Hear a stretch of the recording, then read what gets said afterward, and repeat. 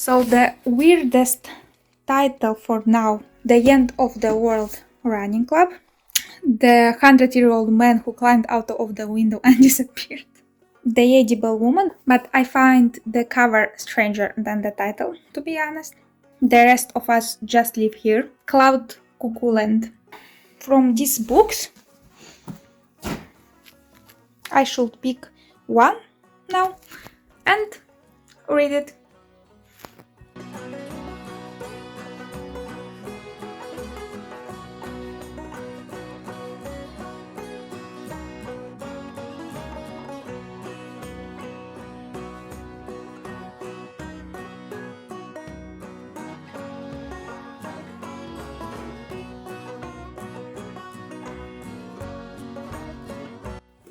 You know that it's fate when you open the book and you read something like this. I thought I could organize freedom.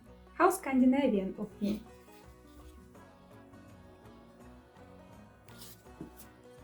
The last book that I read was Scandinavian. And I didn't know what book to pick next. And I picked this one, I opened it and saw this quote. So it was meant to be.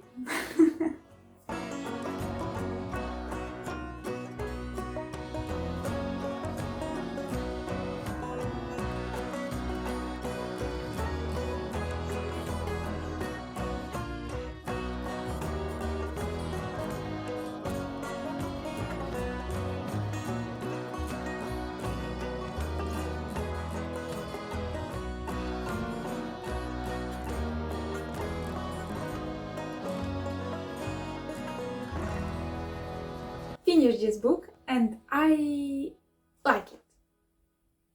I don't love it, but I don't hate it. It's okay. This book, it's okay for me. I didn't like it as much as I've liked the previous one, which is not bad, but it's not good either. This book is weird. It's like the name. The Rest of Us Just Live Here. How to describe it? I think this book is a mix of radio silence and Bookish. I'm gonna put the name somewhere here on the screen. Yeah, I think this book is a mix of those two, the TV show Bookish and the book Radio Silence. We have here a group of teenagers that are living in a world where there are indie kids, so I guess kids with superpowers. We don't know that, so they're living in this world and they are ordinary. They're just ordinary kids, ordinary teenagers living their life in this world. Meanwhile, there are other kids who are fighting different kinds of monsters, like zombies, like soul eaters, like a new thing that it's coming and no one knows what it is this time. The main story is about the normal kids, like the normal kids that are living in this world where are like not so normal other kids that are fighting all kinds of monsters. And the main story is about normal kids, but we have a parallel story. In every chapter, in the beginning of every chapter, we have a parallel story. And I thought at the beginning that this is a short description of what is going to happen in each chapter. You know, like in Chronicles of Narnia, where you have a short description, and I saw it in other books, so a short description of what is going to happen, but there are actually parallel stories. So this like short description, like short stories are telling us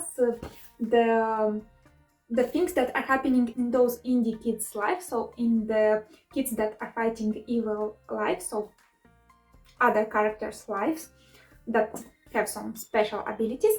In the actual chapters, we have the life of our main characters, so our usual teenagers. So I skipped 7 chapters, these short stories, and then I thought, let me read one just to see what is written there. And I saw that we have a parallel story going on that I've been skipping for 7 chapters. So don't make this mistake. Read this short description at the beginning of each chapter to understand what is happening with those special kids, because you need to read this to understand better the story itself. Don't make my mistake, because yeah, you will get a bit lost in the plot if you will not read this, because for almost 100 pages I was a bit lost, because I didn't understand what are we doing here and where are we heading, basically, because I haven't been reading any of this short description before each chapter. Yeah, this book, it's interesting. If you are a teenager, you will love this book. I think Patrick Ness understands teenagers, so he understands their languages. He's like a teenager, so it's very interesting to read the teenagers from his perspective. I loved More Than This. I don't know where I have somewhere it on my shelves. Oh, there it is. I loved More Than This. This is why I bought this book, because I wanted to read another book written by him, and I like this one not as much as I liked this one, but it's okay. This book, it's okay for me. It's somewhere in the middle, and I love how he describes teenagers. I love how he describes their feelings, their emotions, what they're going through in their life, how no one understands them. And I wish I had read this book earlier in my life, when I was a teenager, so when I was 16, 17, 18 years old. And I think I would love this book earlier in my life. Unfortunately, now I'm a bit older, and maybe this didn't resonate so much with me, but if you are a teenager, you should definitely read this book, because I think you'll love it. It's a book about what happens in a day-by-day life of a teenager. Yeah, this is a good description of this book. What happens in a life of a teenager who lives in a world where there are other teenagers who have special abilities. Yeah, something like that.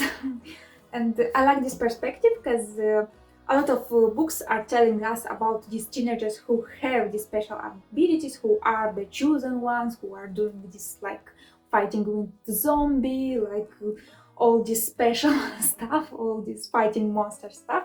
I think Patrick Ness wanted to show us what happens in other teenagers' life, while other teenagers with special abilities are fighting monsters. And I like this perspective, because it's very unique. I didn't read anything like this before, and for this I think I like this book because of that. But unfortunately, I wish I had read it sooner. So The Rest of Us Just Live Here by Patrick Ness. So that's all for today, folks. Thank you for watching this video, and see you next time. Bye!